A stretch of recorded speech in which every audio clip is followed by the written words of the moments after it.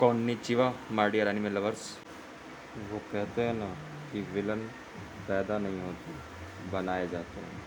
उसी बात को सिद्ध करने के लिए ये एनिमे बनाया गया है। तो चलिए शुरू करते हैं। तो तब वो कहती है कि मेरा नाम है टाकीबाना कोटोहा और मेरा वो मतलब बिल्कुल भी नहीं था।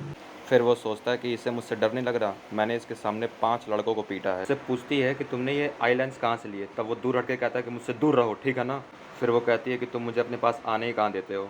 फिर वो उसे बताता है कि लोग मुझे बिना जाने ही अजीब समझ लेते हैं।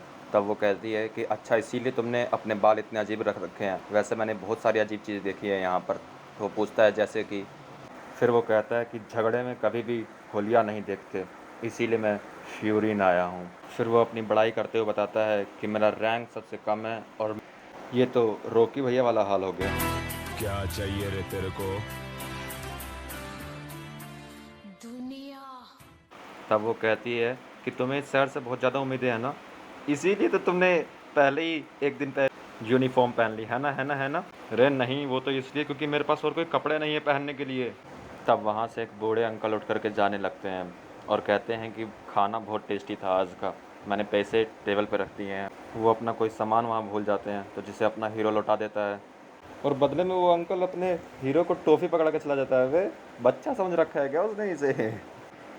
फिर वो उस लड़के को कहता है कि तुम भी इस पूरे शहर की तरह अजीब ही हो, जो मुझ जैसे लड़के को, जिसने ऐसी घटिया सी यूनिफॉर्म पहनी हुई है, उसके साथ पोलाइट बिहेव कर रही हो और मुझ पर ट्रस्ट कर रही हो। एक बार मुझे एक आदमी का पर्स मिला था, उसने तो मुझे चोर ही समझ लिया था, और एक तुम हो जो बिना सोचे समझे मुझ पर भरोसा कर रही हो। तब वो उससे पूछती है, तब वो रास्ते में देखता है कि कुछ लोग तोड़-फोड़ मचा रखे हैं, बहुत ज़्यादा तबाही कर रहे हैं, काँच-वाँच फोड़ रहे हैं, दुकानें तोड़ रहे हैं, सबको परेशान कर रहे हैं। तो वो उनके पास जाके देखता है, पाता है कि वो तो सुबह वाले लड़के ही हैं जिसको उन्होंने पीटा था। उन्होंने उसे फिर से घेर लिया था और अब की बार वो बहुत ज़्यादा ही गैंग में।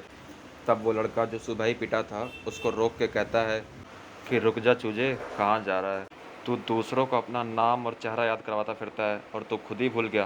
खैर, मैं ऐसा घटिया चेहरा कभी याद भी नहीं रखना चाहूँगा। इसके बाद हमारे हीरो और उस गैंग के बीच क्या हुआ जानने के लिए पार्ट 2 कमेंट करें, और इसका पार्ट 2 तुम तक पहुंच सके इसके लिए इस चैनल को सब्सक्राइब करें और ऐसे ही एनिमे स्टोरीज़ सुनने के लिए बेल आइकन प्रेस करना ना भूलें, और कमेंट में ये भी बताएं कि कैसा लगा आपको। कैसी लगी? आगे स्वाद।